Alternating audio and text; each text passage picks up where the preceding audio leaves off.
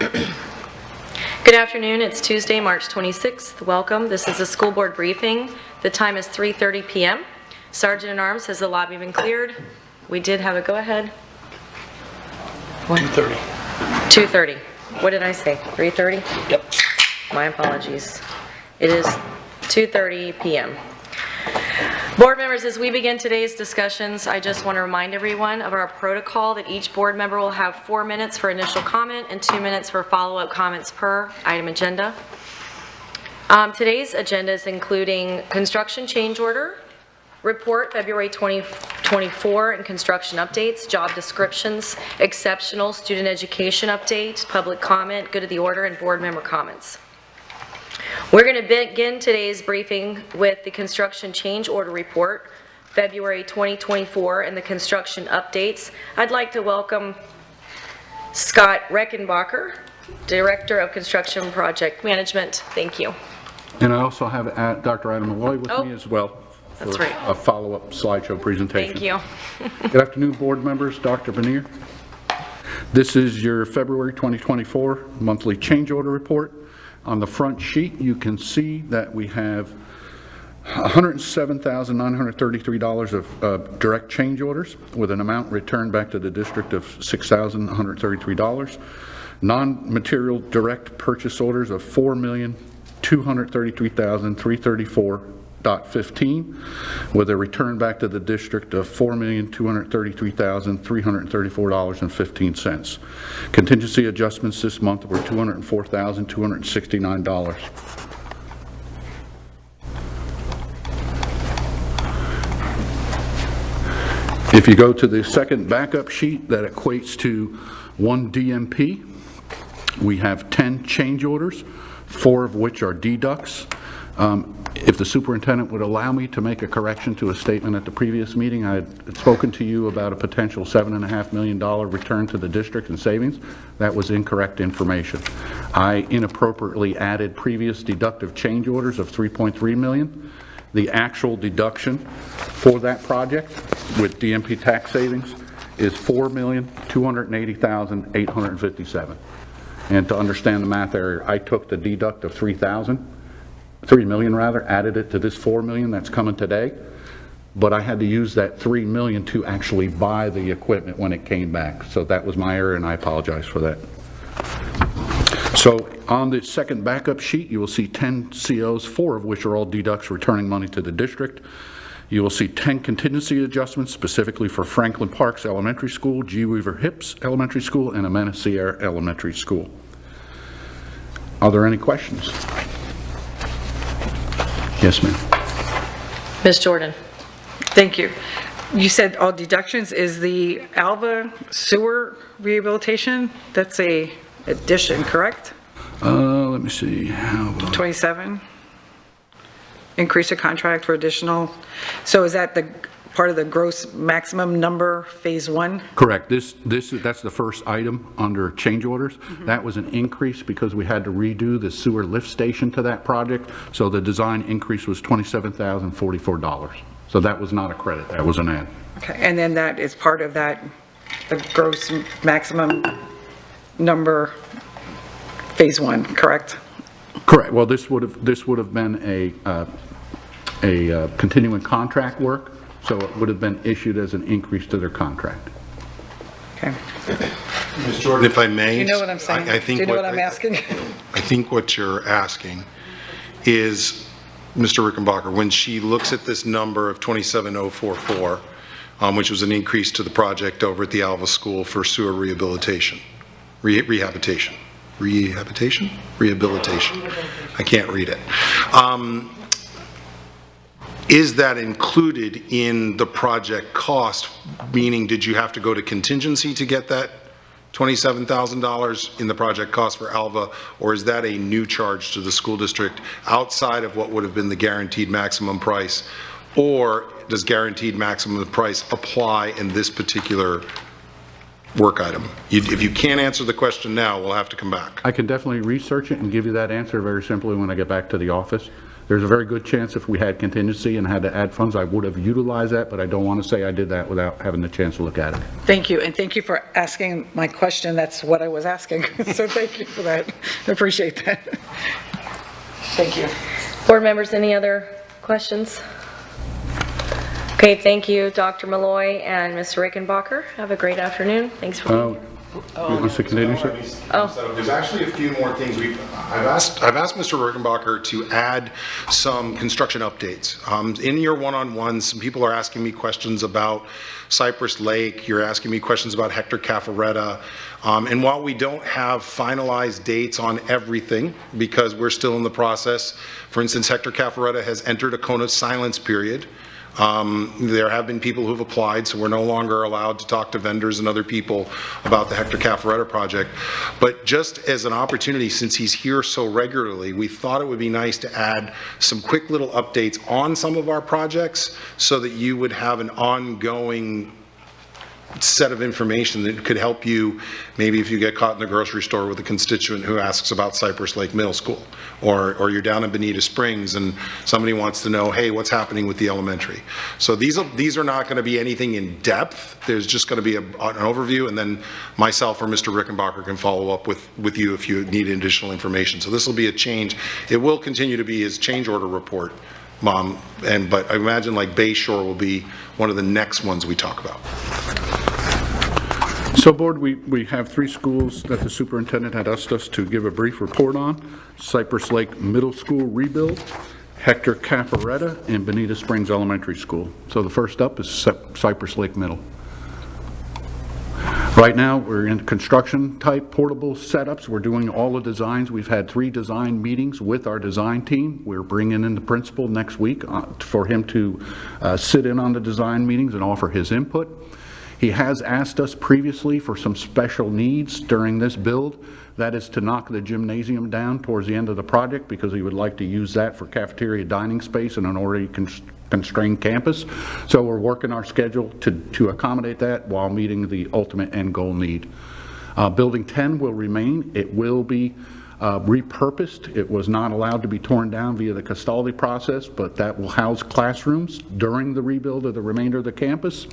And once the remainder of the campus is completed, we'll move into those areas, and that building will then, the teams will go in and do the rehabilitation of that building, similar to what we did at Franklin Parks with the building that had to remain there as well.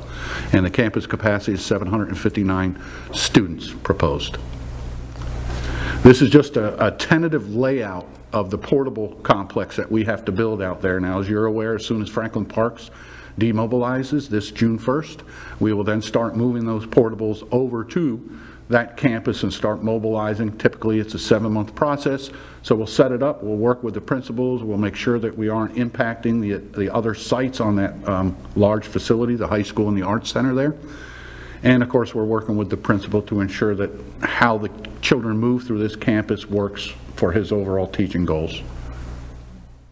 And this is just a proposed timeline at this moment in time, showing you the various stages. Next is Hector Caffaretta, P3K8. Currently, this is the site out in Cape Coral. You'll see that large square in the center with no houses on it. It's in a residential area. That will be the proposed rebuild of Hector Caffaretta. And currently, this is a timeline. February 14th, the ITN for the PPP program was issued. February 28th, we had a mandatory proposal attendance meeting. March 6th, written questions were submitted and answered. March 20th, proposals were due to the district. March 28th, an evaluation committee will score the written proposals. And April 4th is optional interviews for scheduling at the district's discretion with an anticipated bringing to the board for action on April or May of this year. Next is Bonita Springs Elementary School. Right now you have approved in the capital plan a budget of $35.3 million. You can see that we're demolishing several classroom buildings and support buildings throughout the campus. The construction is going to be over 3 summers, so it's a long duration as we tear down. We provide seats for the children in an occupied campus. And ultimately it will be brought online, but you can see the stages in here. Square footage is about 54,000 square feet of new construction. 679 is the campus capacity when all is completed. The program includes a new 2-story admin, cafeteria, and classroom building. Remaining buildings will be 97 or newer. New parent drop-off, bus loop receiving, dumpster area, code and hurricane compliant new construction. And we'll add playground and grass play areas around, as well as compliant parking around the campus, which has always been a need. This is roughly a picture that you can walk through to be open in 27. You can see the various concepts of what we anticipate doing over the 3 summers of demolition and construction throughout the project. And again, an associated timeline with anticipated occurrences throughout the project all the way to completion. Action highlights, board briefing workshop. I believe you're approving the ranking of the vendors for this rebuild. The board approval of phase 1 funding is in process for a May submittal. Castaldi FDOT approval. We currently are 21st in the line with FDOE in terms of review of our Castaldi. So obviously we can't begin any demolition or construction work until the state approves that. Funding of the design engagement to begin. We are going to move forward, however, pushing. We're going to complete all the design documents, continue to move forward with any site permitting as required. So hopefully over the duration, as we are doing that, maybe some of these permits and some of the Castaldi things can be ironed out with staff, hammering away at it. Engagement with agencies, we have the city, the historic boards, community engagement is in process, and Dr. Malloy and his team in planning are making most of those contacts at the city and working through it. They were successful in working with the city to utilize a small parcel, and we would use that for construction staging, construction contractors parking during the build, and so forth. And I believe, Adam, that was a successful venture that they're working on. And I don't know if the ILA has been approved or it's getting ready to come forward. Okay. Scheduling is developed to enter 3 phases of summer demolition, as I mentioned, to address an occupied campus. Delays in approvals will have schedule and cost impact. So again, it's up to us to really hammer DOE to try and push us forward, and also work with the approval agencies, permitting agencies such as South Florida Water Management and so forth. And that is the conclusion of the presentation. Any questions? Okay.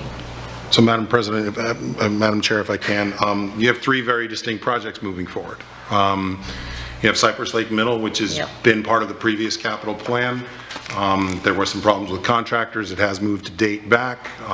We will have to bring the entire capital plan that you approved in January back based upon the transition of permitting from our current process to the Army Corps of Engineers. So we'll be dealing with some new dates, but they not impacting directly many of these projects, not impacting Bayshore.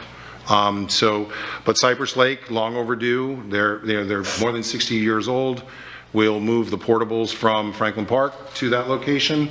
We'll set up a temporary campus while the demolition occurs around the students, and then the new campus gets built. Those portables will then move on to the very next project that we need them for.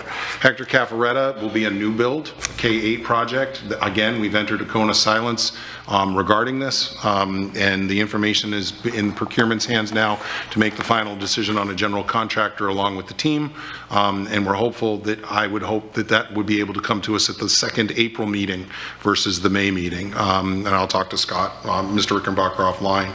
Bonita Springs Elementary, little different type of project, got Castaldi work to do related to the age of the building and getting permission. I think it's important for the community to rehear if they're listening. We're 21 in the queue. That means there's 21 projects ahead of us. That can cause delay, but Scott is moving forward with what he can do without committing dollars that you haven't approved yet. That campus will be built a little differently because we can't house the students somewhere else, even though we did try, and kudos to the team for trying to use the dog track down in Bonita, to the former dog track, to do that. We will have to work on this project outside of hours around the children because we want the children to have their education, but at the same time, over the course of 3 summers, we want to provide them the quality learning environment that Bonita Springs deserves. So more information to come on Bayshore Elementary School, some of our newer projects, And then again, you should expect sometime in April for us to bring forward a revised capital plan, because with the change in the Army Corps, there will be some delays in some of those construction processes, because we expect permitting to take as much as 24 months, and that will create some issues. So just wanted to give you that heads up. And again, Mr. Rickenbacker, thank you for your brevity. I know the board's open to questions, so look forward to having what the board would like to discuss. Board members, do you have any comments or questions? Mr. Fisher, we'll start with you. Thank you, Chair. Real quick, and I don't need it now, Mr. Rickenbacker, can we get the information on what the current capacity is versus what the proposed capacity will for Bonita Springs and Cypress Lake, please? I'm going to refer to Adam. You should have those numbers. Yeah, we can get the exact numbers to you for those two schools. Thank you, Dr. Malloy. Okay, thank you. Ms. Jordan? Thank you for the presentation. The Cypress Lake, I believe is what Dr. Bernier just said, they will be occupied on the one side and then the construction will be on the other side, That is correct. correct, the whole time? The only change that we've made is we've allowed for the need the use of the gym so that the principal could feed the students, make his life a little bit easier on an already difficult site until the very end when we needed to take it over. Okay, and then, okay. And then the other one is, I know that I seen that we're currently number 21, so the Castaldi report, because we had that issue with, we know, Franklin Park, it took us how many years to get that? So do we, the minute I seen that, I was like, what is that what's going to happen again? Because I know that when Kathy was here, it was constantly calling to make sure that we got that, and it took quite some time before we were able to get that. And we feel pretty confident that we're going to move right along with this. Do you want to answer this? Did you want to? Okay. Yeah, Ms. Jordan, to your point exactly, with the reports that we have, both on the engineering side, we're fairly confident in the buildings that we have for that Castaldi report. We do have a summary report as it relates to each one of those buildings that we're designating for RAS and rebuild, and a comprehensive engineering report will accompany that official Castaldi after board approval. But we are in connection with the state on it, and they are aware of our position and our need to triage Bonita Springs Elementary. Okay, thank you, but you understand what my question was based on what we went through already. I think staff is trying to say in a nice way, we can't commit to a date. We are putting as much pressure and as giving the people responsible for giving us a decision as much information as that they need to move to move appropriately, to give us the permission to do what we need to do at Bonita, but it'd be very difficult at this juncture to give you a specific date. If we're number 21 in the queue, I cannot say by June we'll have an answer. We will press to get an answer, and we'll continue to do so. Okay, Mr. Persons, then we'll go to Ms. Morgan. We all know, but I'm not sure the public knows what Castaldi is. If you would just briefly explain why that's a problem. You want to go or you want me to? Castaldi is a specific piece of Florida code.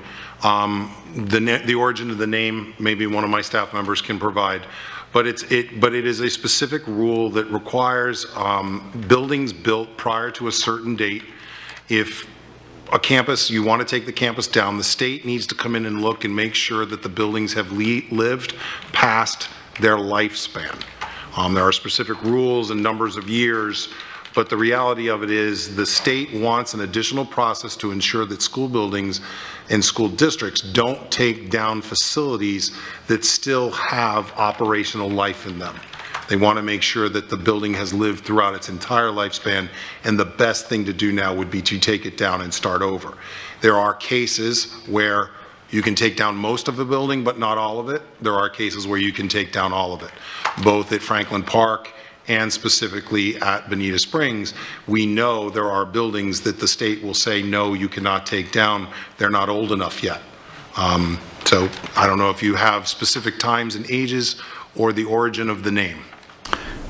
Typically, the useful life is 50 years.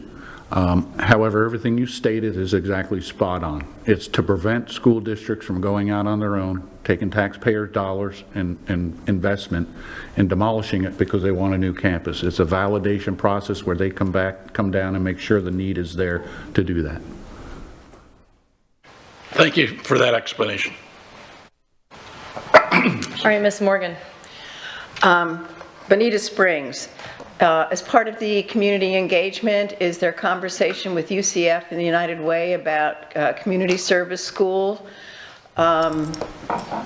supplement to Bonita Elementary?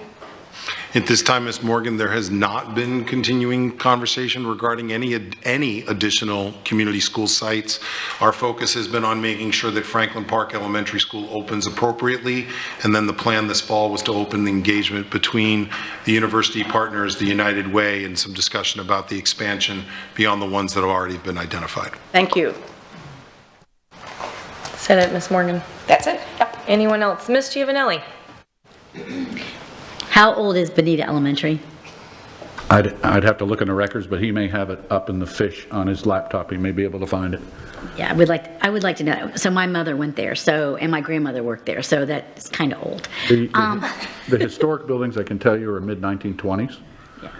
The other buildings is a conglomeration all the way up until the 90s. So the historic buildings that we're trying to razz potentially, but the other ones, we're going to have to stay and update them if they believe that the bones are there, so. So you kind of have an idea what they're going to say, that what has to go and what can stay? Correct. Okay. And I was looking at that. So then my other question is, so we recently put on 2 roofs there. That building is what's going, right? The building with the newer roof, with the new roof? If approved by the state, the building that had the new roof applied, that then there was a collapse, that building is potentially one of the buildings we have asked in order to be able to raise in order to build the new school. Thank you. So is any of this, this construction going to fall back on the defective roof and the builder that did it? I would have to tell you that there is nothing in the record for the taking down of these buildings that specifically moves to the catastrophic roof collapse that you had at Bonita Springs. The issue really is about the exterior brick. The exterior brick and mortar have lived past its lifespan. Bricks are actually now beginning to disintegrate. That's creating problems at lintels, which are the areas that are above the windows that then support second stories. This is not related to roof. It really is related to literally the age of the brick. Concrete block and brick don't last forever, unfortunately. So kind of what's going on was going on at Lemuel Teal as well, right? I think, right? I think different. Oh, it is? But I thought it was the...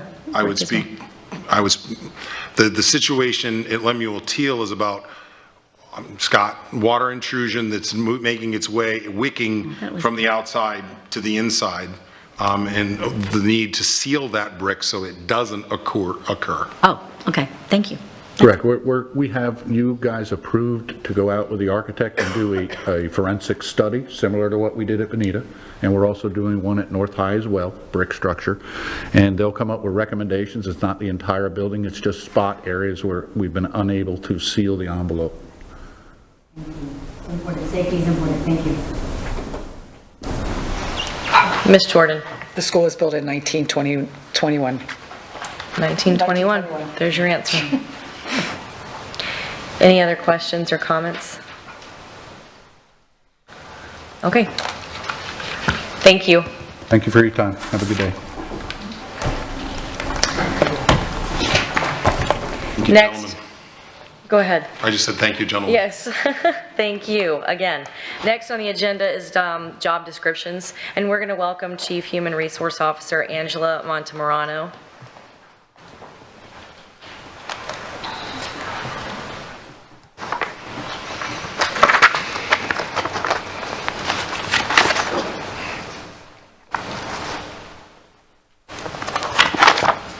Good afternoon, Dr. Bernier, Attorney Dupree Bruno, and members of the board. You've been presented with a total of 8 job descriptions. I'd just like to highlight of those job descriptions, 3 of them were new human resources positions as a part of the HR transformation. 5 of those are revisions with either a departmental change and updated version to the new job description formats. At this time, back to the superintendent if there's any questions. I don't have any questions specifically for the board, but I would like to let the board know we, Mrs. Montemorano and I have been working in many conversations regarding all of our job descriptions. You have done some great work with your Neola policies and other things, and even to a comment earlier by Mr. Persons regarding the ability to drive white fleet vehicle. Those types of things have to be added to job descriptions. We also have to go back through, because you've passed a remote work policy. We would have to identify positions that could be eligible for remote work. I'll go back to an earlier presentation from Mr. Alton. A part of keeping IT people is they can get a lot of work done and they don't have to be in the office. If you're the head receptionist at the front counter, though, it's a little hard to do remote work. So I just want to, over the course of the next year, you're going to see more and more job descriptions as systematically, just like you work through your Neola policies, the HR division works through job descriptions and begins to keep them updated and moving. One of the things that we're suggesting that when we do the end of the year evaluations this year with many of the people who work in this office would be to show them their job description and have a conversation about it and begin to redline it in preparation for providing it to our HR division. That was the only addition I would have to Ms. Montemorano's presentation. Any other questions? Ms. Giovanelli? Dr. Bernier, regarding the remote work, do we have like a clock-in, something that controls, when they're, working, like, do we have a clock-in system? Or for, I don't even know, do we have that now, even at I know that was something that came up on one of the audits a while back, was a clock-in system for our maintenance and so forth. So I was just curious if we have that. We do have a sign-in procedure, which includes a clock-in, if that's how you want it, if that's easier to describe. RSM currently is auditing that system. I've shared with you some of my concerns about that in one-on-ones. But yeah, so remote, anybody who would have the opportunity to work remotely then would have a remote contract. I think the policy actually asks us to provide procedures and other steps related to that employee, including how that employee's productivity would be measured. Please don't get the impression that we're in a giant rush to send a lot of people home to work. We're not. But there are indications and there are opportunities potentially where somebody could be productive from home, and some other districts have used it as a retention factor. There's one district I know in particular, working with many of their district office positions, that they're offering those employees 1 day per week to be working from home. It was an opportunity. They knew they couldn't do pay raises for them, so they decided to give them that and to see whether that would help stabilize their workforce. Still don't know the results of that. So. No, I think it's great because it's thinking out of the box. I mean, after the pandemic, a lot of people are working from home, and if we have jobs that would allow for that, I think it's, it's a good opportunity for someone, and that might need to be working from home. And not to engage in a proactive conversation at the board table, but we also have to keep in mind there are individuals in our system who cannot work from home. You just last session talked about teachers and their feeling of being overwhelmed by the amount of work. I think we have to be careful in our application of remote work so that individuals who know they have to get up every morning, Monday through Friday, don't see everybody else with a different advantage than they might have. Agreed. Thank you.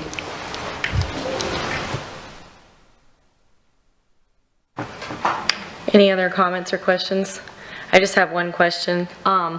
When I was reading through these job description, I noticed that there were a lot of crossed off masters, but we're accepting bachelors. Can you just explain to the public why you are headed that direction? Sure. We've been looking at the different levels of positions and the director positions, looking at requiring that it be a bachelor's degree with years of experience, and then moving on to the executive director, et cetera, and coming up with more of a standard of what degree needs to be required and making that be across the board. So you're going to see some of those changes so that all directors across the school district would have that minimum requirement of a bachelor's degree. Okay, thank you. I think it's great. It just widens the pool because we have so many talented individuals and they're a lot of times restricted by that. I just wanted Yes, to know. agreed. Any other questions or comments? Thank you. Thank you. Next on the agenda is the Exceptional Student Education Update, and we're going to welcome Dr. Jessica Duncan, Executive Director, Student Services, Scott Kozlowski, Assistant Director, Exceptional Student Education, to the podium. Thank you.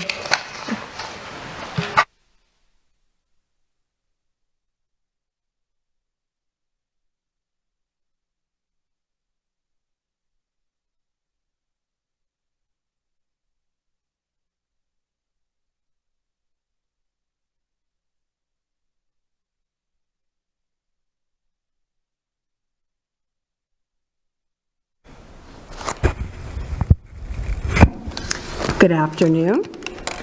As you can see, I'm not Teresa Bowen. She unexpectedly could not join us today. She sends her regrets, and I am going to do the best job I can in her stead. She has left wonderful notes, and I work very closely with her, so we will get started.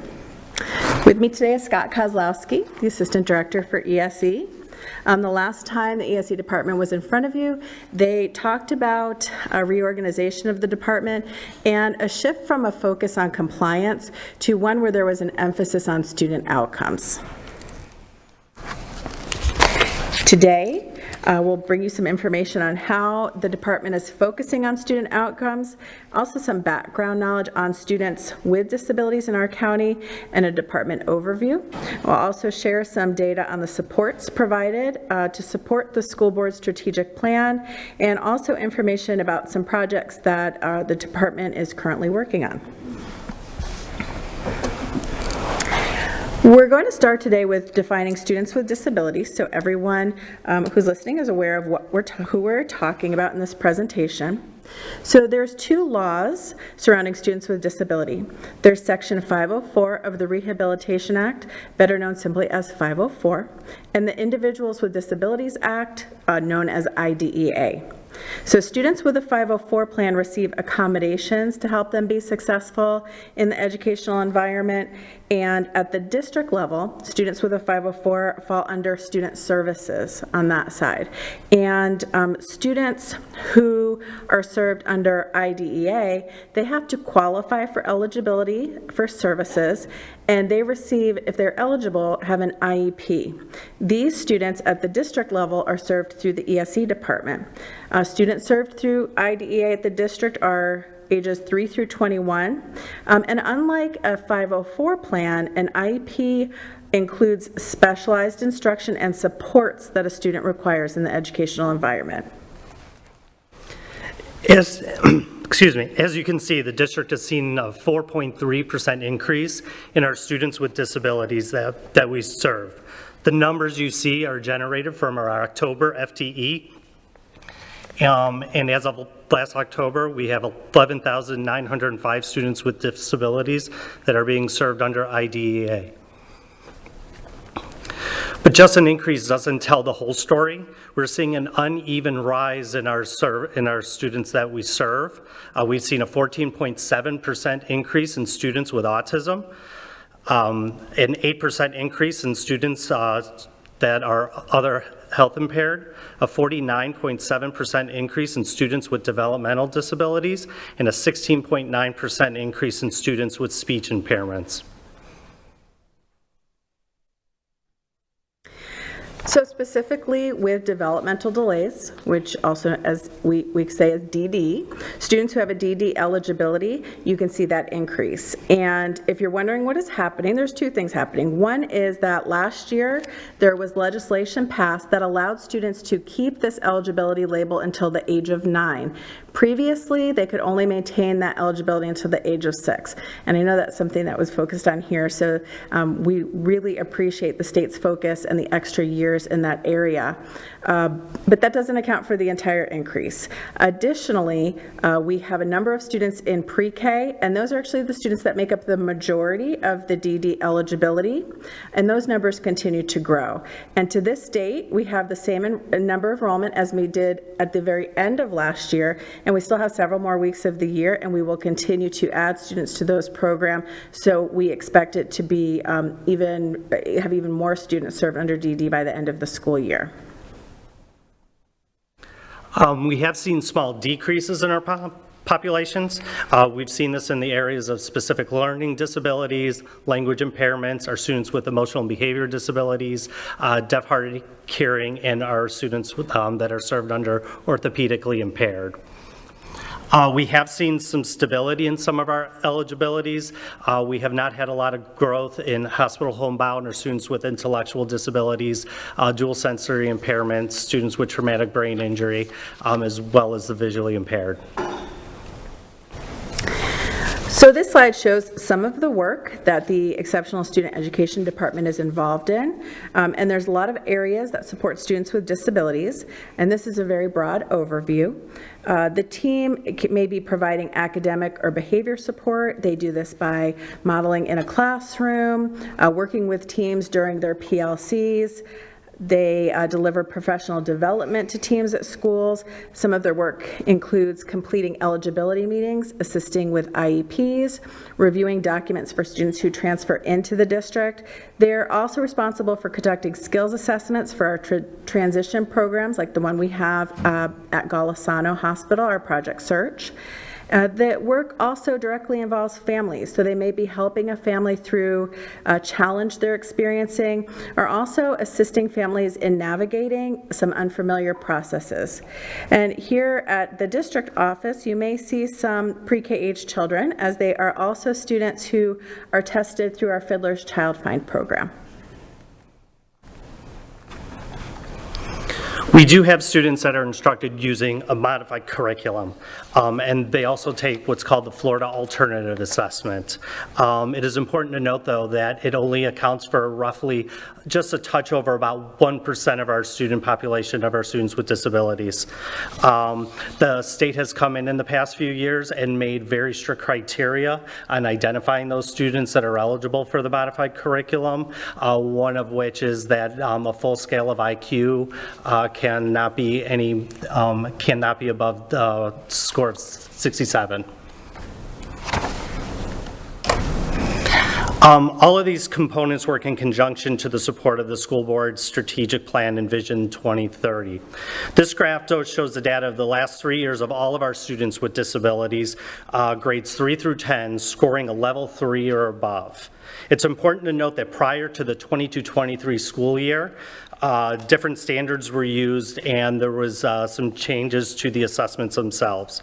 This data presented includes all of our students with disabilities, both our students taking the general assessment and the modified assessment. The gap between the percentage of the students with and without disability scoring a 3 and above are also decreasing. This graph represents that.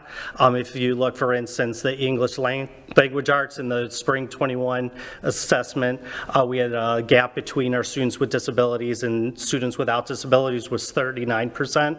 In spring of 22, it was 37%, and then this last spring, it was 32%. So you can see we're closing that gap between our students with and without disabilities, scoring in that 3 above range. So how is the department supporting this work? I know Teresa's really excited about this part because she did give me a page to share with you about the amazing things that they're doing. So 2 years ago, the assistant director was given the responsibility of focusing primarily on student support. So again, a move away from just compliance and making sure that's very important, and there's still a focus on that, but now that move is also to student support. They also have a coordinator, and part of her role is to administer intervention programs. These include training, monitoring, and problem solving with professional learning communities at school. They have a new math and reading intervention program for teachers that provides systematic explicit instruction for students with disabilities, and each program uses technology to assess student gaps and create an individual learning plan. In addition, the programs also generate specific tasks and teacher-led instruction, and these can be conducted individually or in small group. All students with disabilities do not access these supplemental programs. However, if students aren't progressing with the current programs, school personnel can use these for additional support.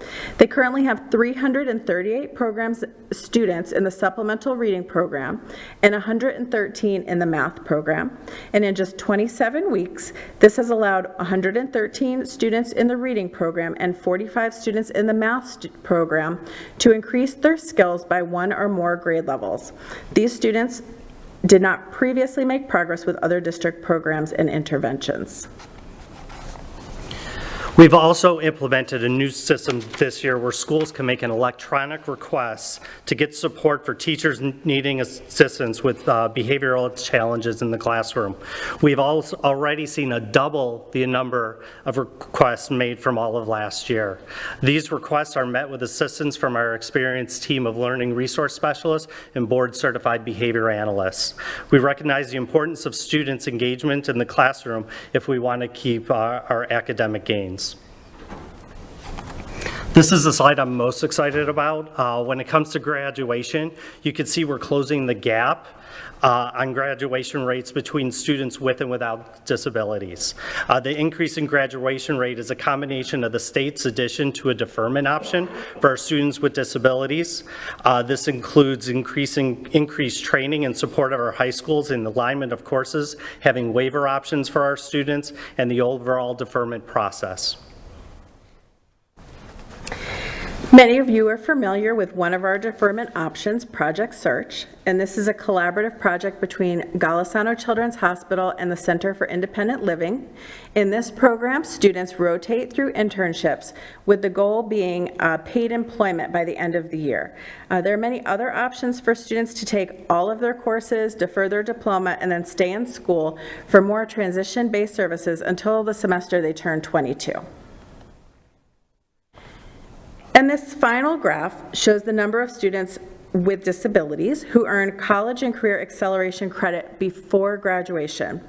In this graph, you can see we show a decrease from last year, and this area is a focus area in a transition system that needs improvement. We talked about the supports and services that go into guiding our students toward graduation, but what actual options do our students with disabilities have?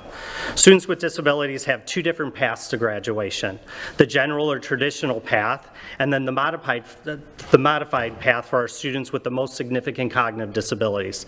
The path in which they follow is determined by an IEP team using the state's eligibility criteria that we discussed earlier. It's important to note, though, however, that both paths do lead to a standard diploma.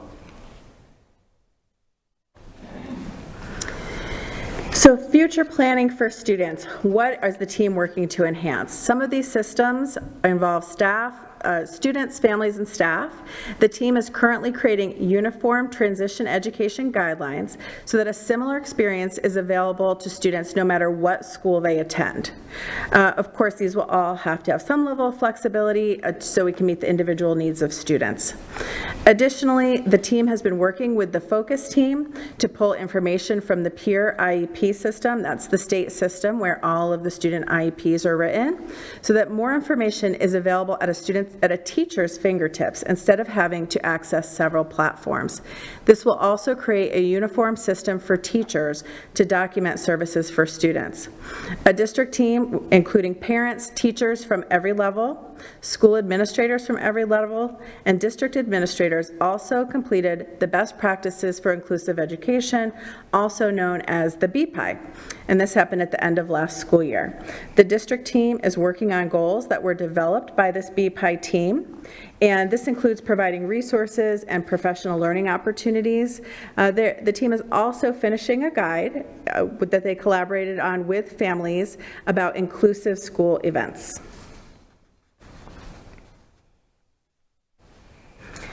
The ESE department recognizes that they simply cannot do this work by themselves. They encourage all families to be a part of their school's school advisory committee or a part of the district advisory committee where they share and update families and get feedback on work in the schools. If you would like to be part of a district committee or any parent would like to, you can contact the parent liaison, Cindy Michaels. She's also available to assist families with their needs related to the educational process of their child. Like Cindy, the entire administrative team is available to assist if you have questions or want to be more involved. In closing, I want to thank you for the opportunity to share this information today, and we will leave with superintendent's comments. Thank you, Dr. Docton. I really appreciate the hard work and you stepping in, Scott, and we appreciate the work that you're doing as the assistant director. This presentation came up from a number of conversations that I've had with all of you one-on-one, wanting to know more about exceptional student education, ESE, the compliance arm, as well as what we are doing to help our students with disabilities reach their fullest potential. So hopefully this is a great overview of what the ESE department is up to, and at the same time provides us with an opportunity for deeper and richer discussion that could enrich additional supports to our students with existing disabilities, as well as the students who will be registering with us in the coming years. So I look forward to the board's discussion. Board members, do you have any questions or comments? Ms. Giovanelli. Thank you for that presentation. It's something we don't talk about a lot, actually, and not near enough. I have been asked by different, so help me understand, the different, like, schools has different disabilities throughout the district. Like, each school may have 1 or 2 students, or, right? I mean, can you help us, give us that idea of how our students are positioned throughout the district? So we do not have categorical placement, so we don't have like a Students for Autism program or things like that. Our goal for all of our students is that they're placed in the least restrictive environment. And some students, that might be that they are placed in the general education environment, and some students need a self-contained program. We do not place into any program based on their eligibility. We place it based on the need, the services that each student individually needs, and that's an IEP team decision. So it's not something we disperse like equally or anything like that. Right. Well, that's actually, that's what I was trying to say, that we don't do that. Correct. So it leads me to, how do we get the services, if students are spread out all over the district, how do we get the services?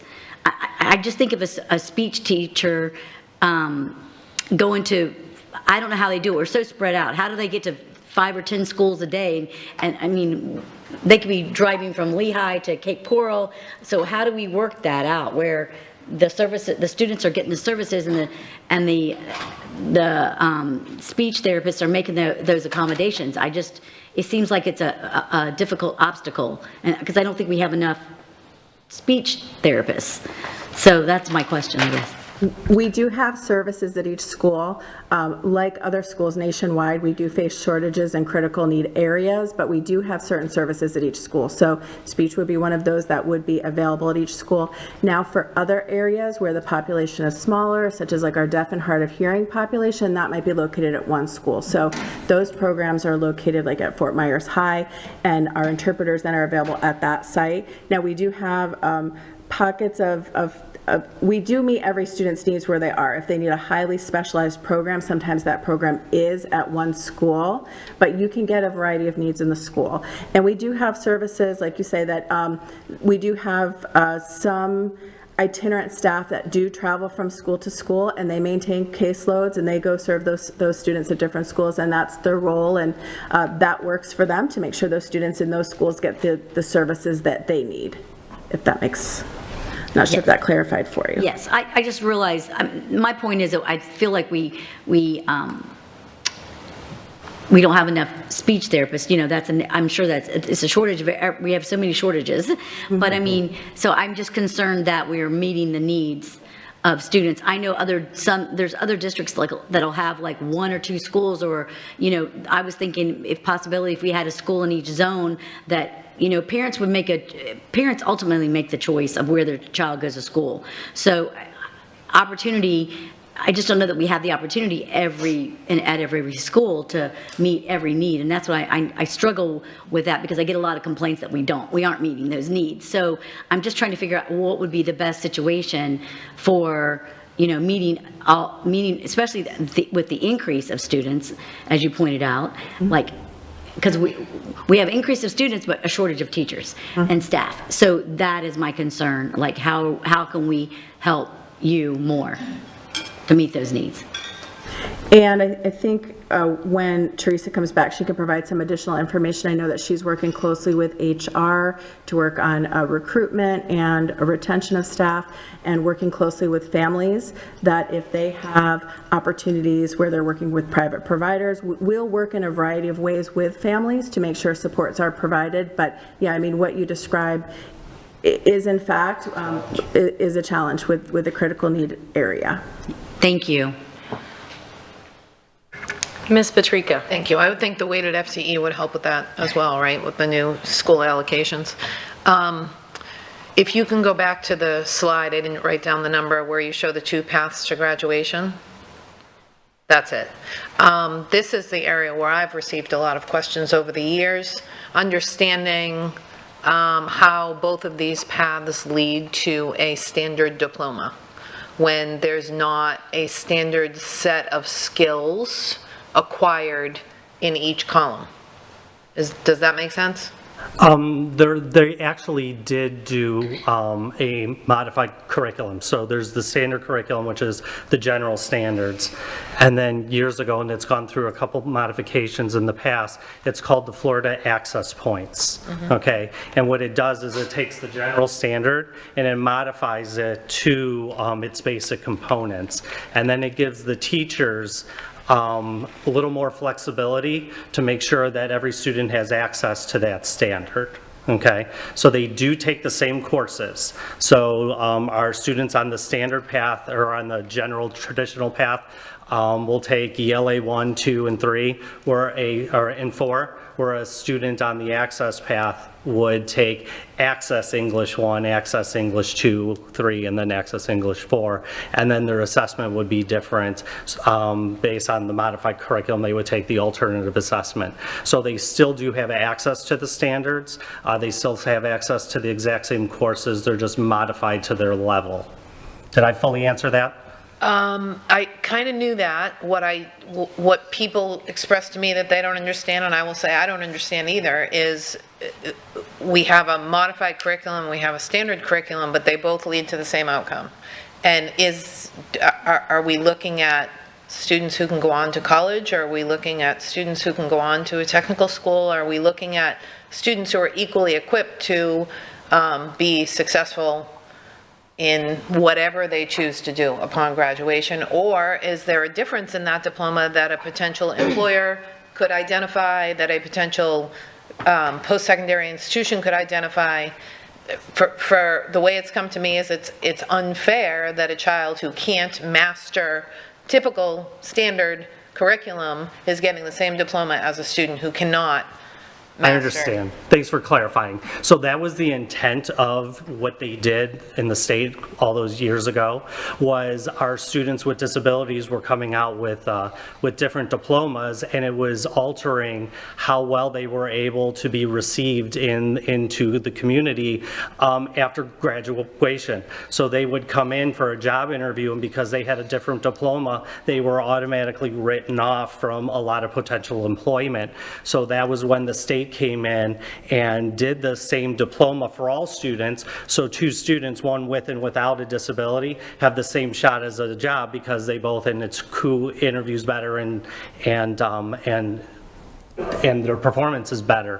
Where a student that would say want to go to college and things like that, they would have to provide a transcript. And on that transcript, they would see that there's access courses and things like that. So although they appear exactly the same, because of what they do with it is going to alter somewhat based on if they need to produce a transcript or not. Great. Did I clarify that the way you That's needed? exactly And what the I needed. state has Thank you. very stringent requirements of who can access modified curriculum. Yeah. Okay, that's great, thank you. Anyone else? Mr. Persons? It's my understanding we provide sometimes special busing for the ESC students. You know, they're not, and is that done? Are they sometimes bussed out of their proximity zones due to their status? Special transportation is an IEP team decision, and if the team decides on a service that's not available, or any part of the IEP that's not available in the school within the proximity zone, then we would look to make sure that they will receive those services, either by bringing the service to them, or if that's not available, then we would work with transportation on that if needed. Thank you. I just had a parent ask about that, you know, now we're going to new proximity zones. Well, my child isn't in that proximity, and that's where the program is, and I assured them that we would take care of them. Thank you. No matter what occurs with proximity, the first and foremost responsibility when it comes to a student with an IEP is compliance with IDEA, and specifically that IEP plan. And Scott, you said it perfectly. We either bring the services to the student, or we find the closest environment in which the IEP team, which includes the parent and at a certain age begins to include the student as well, that IEP team makes the decision about placement and the program they wish to access. Thank you. If there are no other comments, I'll make mine. Slide 11 and 12 are your Bravo slides. I commend our teachers, support staff, and paras for working really hard at increasing these scores. I'm not really sure the explanation for social studies. I don't know if you wanted to touch on that at all. Excuse me. That's actually something that I've been looking into. It is something I'm trying to address. This data is pretty, we dove into it a little different than we usually do, but doing this presentation has been enlightening because this is something now that I have taken back to the team to focus on to see what it is about our instruction in social studies and the services we provide for our students with disabilities and what we can do to improve on them. Okay, thank you. And it's wonderful to see that gap closing between students with and without disabilities. So, board members, any other comments? All right, thank you so much, and thank you for filling in today. The next item on our agenda is public comment. Attorney DuPay Bruno, please address public comment. Thank you, Madam Chairman. At this time, we have no one here who would like to make a comment to the board. All right, the next item then is on the agenda is the good of the order and board member comments reports. Does anyone have comments? I can start with Ms. Morgan. Okay. So, first of all, I'd like to thank Angel Gomez for the meeting where he outlined the legislative accomplishments and sort of walked me through, you know, some of the changes that are coming. That that is something in all of my time in the district, I have never had a clear understanding at one point in time of exactly where we were and where we were going. So much appreciated. The only other thing I can report is the Finance Advisory met. There wasn't a quorum. Ms. Montemarano,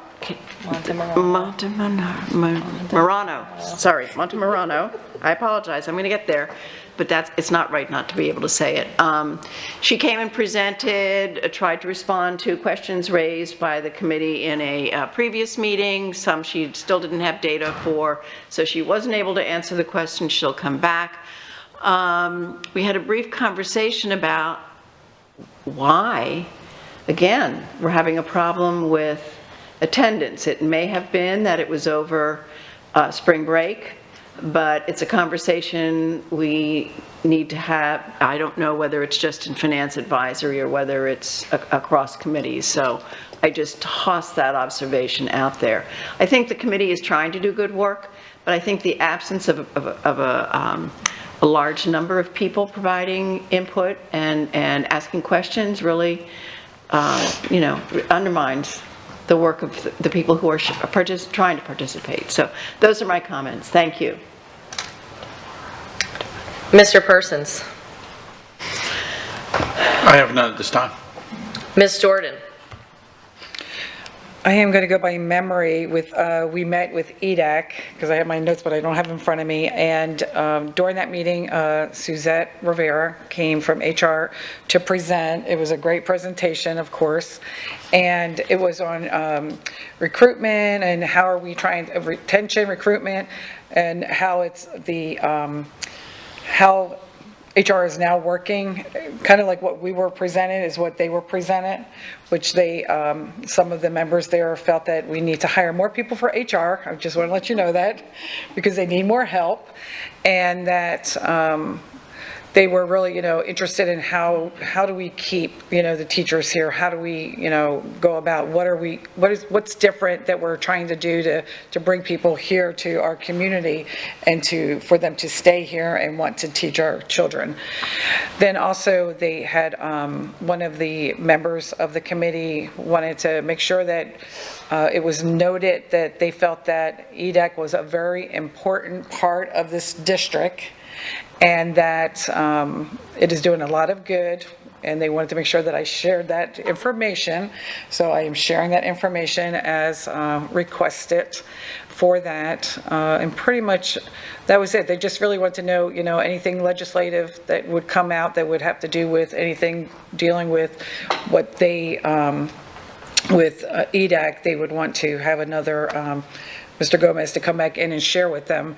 And that's pretty much it. And just, we had a holiday, so we're back to work. Thank you. Ms. Patrica. Yeah, so last night I had curriculum advisory, and my board member comments were, I was sitting at home over spring break and I got a call telling me that my children's third quarter report cards were ready. And that was just like a punch in the gut. Like, holy cow, we're already through 3 quarters, and our poor teachers and staff are working on fumes to finish up the school year. I'm so grateful for what they do, but I've got 2 kids graduating this year, so I'm a little sad. Anyways, that hit me. I did ask curriculum advisory I used to ask DAC to do the same thing. This is the time of year we need to reach out to our teachers and bus drivers and staff and say thank you and just really help them to get over that sort of last hump.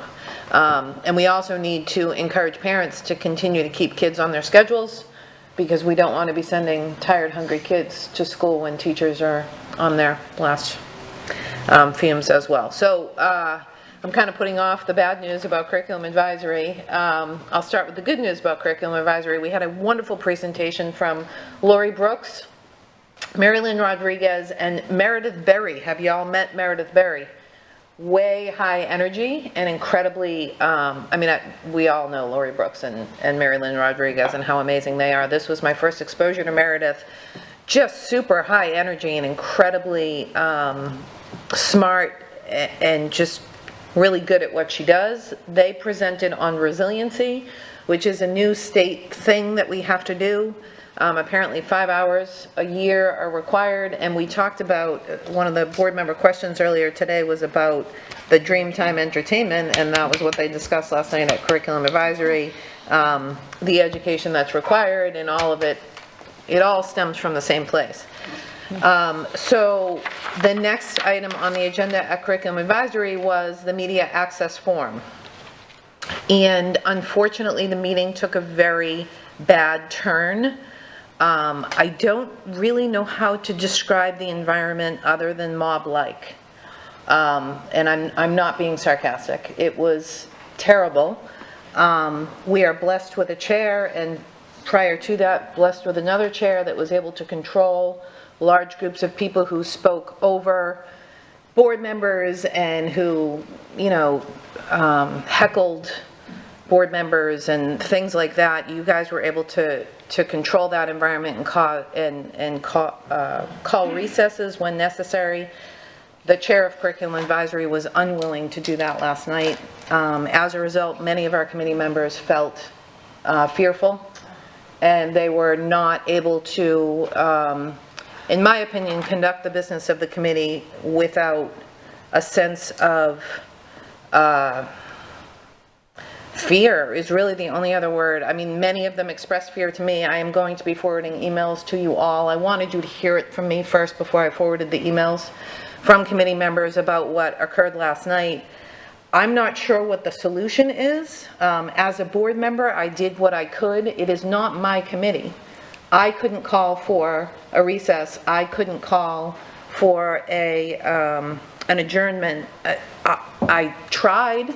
I tried to suggest that, but as a board member, again, it's not my committee. I felt like I would have been overstepping had I done that. In hindsight, I wish I had, because the feedback that I've gotten via email from committee members just breaks my heart. So perhaps as a board, we need to have a discussion about what to do when these committees go sideways and what kind of authority, if any, we have. I know that the superintendent has worked with Chief of Staff and Chief of Communications to get to the bottom of what happened yesterday and to make sure that we're not in a position like that. But you know what? To have police officers at every committee meeting is a waste of resources. To have extra staff members at every meeting is a waste of resources.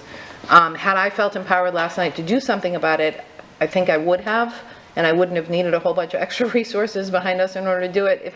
Am I making sense? So I just feel terrible. I feel absolutely terrible. This is scheduled to be discussed again at the April meeting. I know the superintendent and staff are all over it, and that this will not repeat.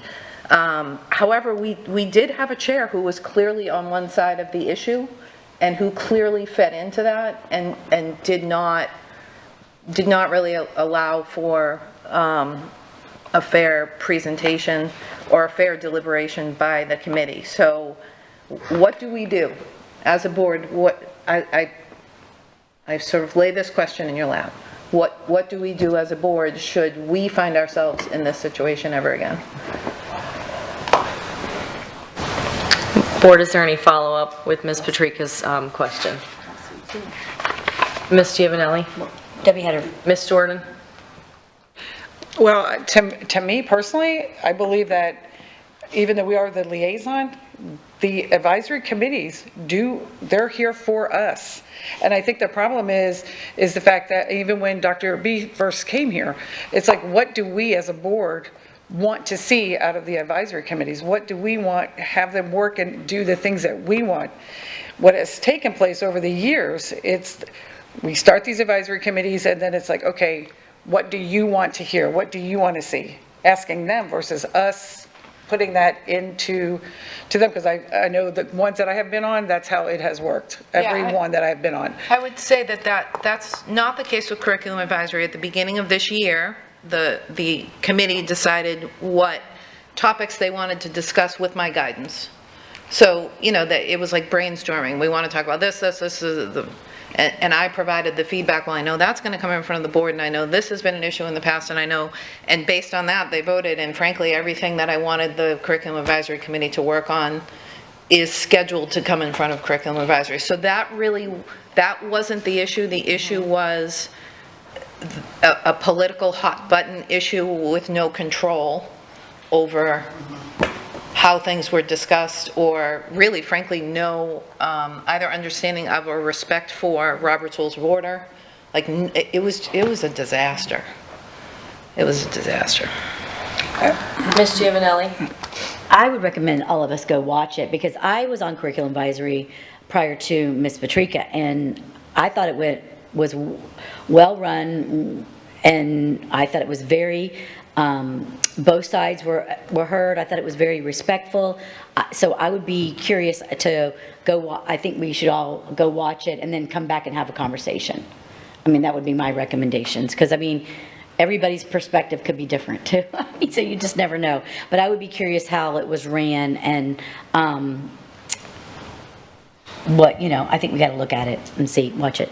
The other thing, not to taint your perspective as you go into it, but I'm going to, is Lori Houchin was the only staff member really to see the meeting through to the end, and the woman was phenomenal. She was Wonder Woman. Her ability to maintain her composure and professionalism in the face of insults from the crowd.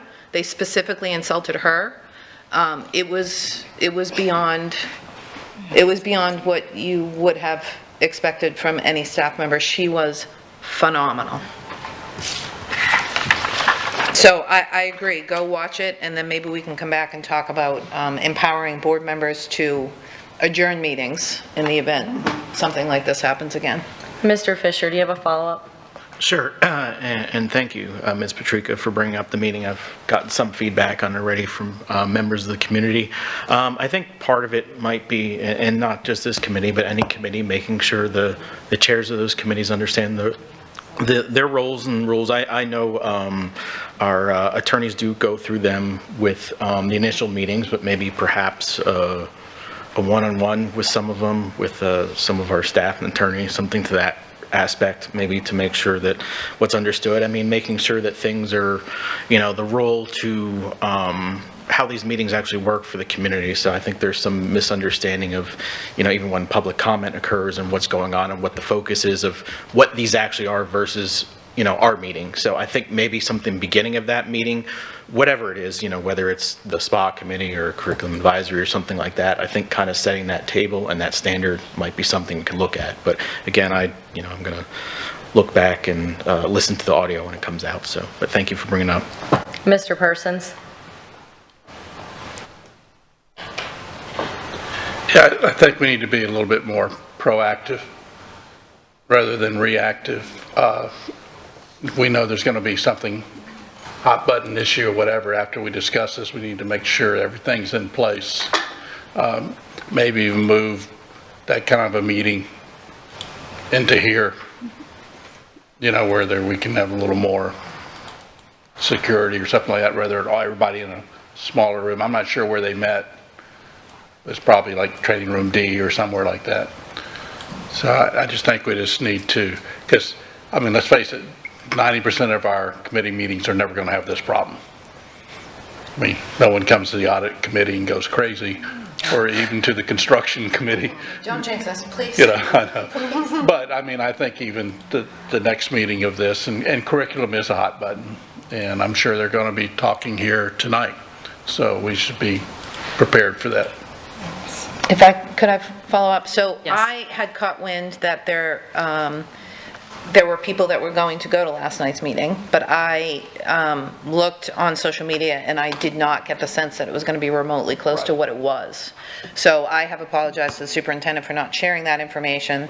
But again, when you look at a social media post and there's 2 interactions on the post, you have no way of knowing. And I didn't want to overstep and go to staff and say, hey, this is what's going on, because I've been accused of doing that in the past as well. So I don't know.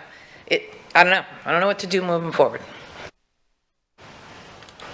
Those are my comments, by the way. Okay, all right. So the board will review, hopefully, the meeting and then bring that back for discussion, whether it be in our one-on-ones or... And I don't know what you can or can't hear on tape. I don't want to relive it, but please do know that I requested on several occasions for a break. I asked the chair to please take a break, and at one point there was maybe a 30-second break, and I asked to accompany him outside the room so we could have a private discussion about what was happening. He refused. I don't know if you're going to hear it on the tape, but I did request on several different occasions. And I did kind of have to walk through what a motion is, what a second is, discussion, voting, because a motion was made and the chair was not really willing to entertain the motion because he didn't agree with the motion. So I had to talk about, the need for a second and all of those things. Again, I don't know if you're going to hear that because I wasn't on tape, but I want you to know that I did what I thought I could do. Thank you. Thank you, Ms. Patrica. We'll move on to Ms. Giovanelli. Ms. Langford Fleming. Oh, yes. I just have one thing to, I think, to add to the conversation based on what Mr. Fisher said as well as Mr. Persons. In the past, it's not the first time we've had something probably not as bad as what has happened yesterday. I haven't heard the tape either. I'll be listening to it as well. But in the past, there have been little things that have bumped or issues that have been raised, and how we've handled it is that we would go in there and really try to re-emphasize the parliamentary procedure, walk through it with staff. If staff has an inkling that something's going to happen, to make sure that one of the board attorneys is there to assist in the process, and then to re-educate in terms of what is the appropriate way. So we've done it in EDAC. I think it was past system, curriculum system, I don't know, it's changed the name now, but it's your committee, but you weren't there yet. So we've had different times that we've had to do that, so that could be a way to address this particular situation, is to make sure that not only staff, but also legal is there to provide some advice in terms of the parliamentary procedure. We had a curriculum advisory meeting last spring where we had, I don't know, maybe 80, 70 or 80, you were the liaison at the time, and we were prepared, we were all ready to address whatever it is. There was some assistance to the chair. The chair did a great job. So it can be done. I don't know what happened yesterday, but I know that it can be done. We just need to work with the great people who are serving to make sure that they're back on the right page that they're supposed to be on behalf of the board. Thank you. I'm going to move on to Mrs. Giovanelli. I said mine earlier, so, I think Ms. Jordan and I, we attended the collaboratory, had an event that had the gardens there, and we actually sold vegetables from the gardens just before spring break, and that was actually fun. I actually bought some and took that home too. So that was really nice. I look forward to this, the gardening program prospering and becoming very popular. Thank you. That's all. Thank you. Mr. Fisher? Thank you. I had a formerly CSI SPA committee right before the break. It was kind of a continuation of some of our themes throughout the committee. One thing I did want to note, and I don't know about you all with your advisory committees, there was kind of this sentiment that they're spending a lot of time on trying to figure out the proper motion. I think they were scared that if it wasn't proper, we weren't going to get the information. So Dr. Savage and I kind of reinforced, like, it doesn't need to be perfect. It's just, as I said, that, it's all right. So you'll probably hear, I'll tell you one of the motions in a minute, but I don't know if that happens to your committees, but as I said, that was the only time I think I had mentioned something outside of my comments, and that just to kind of reassure the committee members that, hey, and that's not the only resource. You're welcome to email us and come to meetings as well. So I don't know if that happens any years, but there was a real kind of back and forth on making the proper motion. I said that's, so we talked about a lot of it was in KPI 6. Talked about employee retention and recruitment. That was a big thing that came up as well. Human resources in regards to that obviously came up, and I know they had a very good presentation before. They had a couple different thoughts. They wanted to look at how other districts align with their KPI and the results, and I know that Dr. Savage will be he'll be passing on this if he hasn't on to, I know, the administrative team, and I'm sure he can get back to some of us on this. So another, even with recruitment, it came up. There was affordable housing they discussed, and how some of the initiatives of the counties and what they're doing. Obviously now that leads into one reason why teachers and employees are leaving. HR transformation, they're asking for some more specific data. I know there'll be a follow-up on on that. I think there's a little bit of a misunderstanding of how the hiring practices go for principals hiring within schools for their staff, and how it has become a little bit more centralized than it was before in some of it.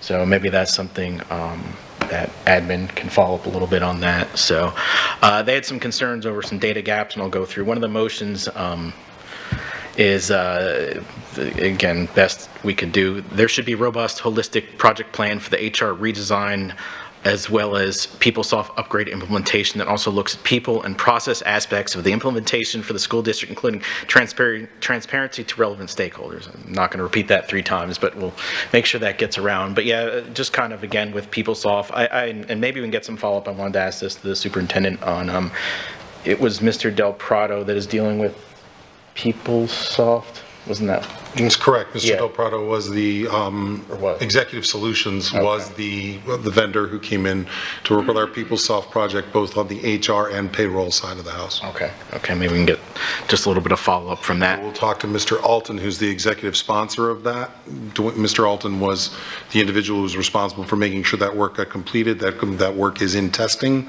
meaning that staff now has their hands on it and they're able to utilize it. We're checking it to make sure that it works, and HR's and payroll aligning processes to the way the system software is supposed to work, not changing the software to work, but changing our work to meet the software. So I'll certainly get with Mr. Alton. Thank you. And there was another near motion. It was hard to capture that one. They didn't quite go there, but I told them I'd explain it as well. They wanted, again, it kind of talks about data gaps. They wanted to see why we're not getting more data on the actual, why teachers are leaving, or why it's not being shown per se, the actual kind of specific reasons, more qualitative on that. So, with a focus on the root causes, I guess they said, they weren't able to kind of formulate that, but they just want more metrics and kind of see how that works. I know a lot of them kind of went through some of how the data department deals with things, but kind of just some aspects on that. And they want to be able to figure out, especially with the KPI, I think it was 6.1, measures and measurements with that. So they're going to be presenting, I know the board chairs of those meetings will be presenting, I believe it's next week, so I know that will give them a little bit of opportunity to discuss that, but I just wanted to kind of get some of their thoughts out, and I guess just as Ms. Jordan said, make sure they're being heard, and as I said, it's, continue to send us stuff. So that's all I have at the moment. Thank you. Thank you. Before the break, we all had an opportunity, many of us did, to sit in here and listen to the National Honor Society at Tanglewood ask us very difficult, thought-out questions.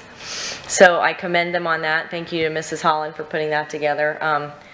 Those are the reasons we do what we do. It's just a great reminder. Welcome back to our students and families, our staff. From a spring break, hopefully everybody recharged and was rested, because like Mrs. Patrika said, we're on the other end of the hill, which is crazy. Graduations in 45 days, so if not less. Let's go to Attorney DuPay-Bruno. Do you have anything for go to the order? No, thank you, Madam Chairman. Dr. Bernier. Not at this time. All right, well, we will have a student performance tonight starting at 5:45, followed by our action meeting at 6. At this point, having no other business come before this body and seeing no objection, this meeting is adjourned. The time is 3:52 p.m. Thank you.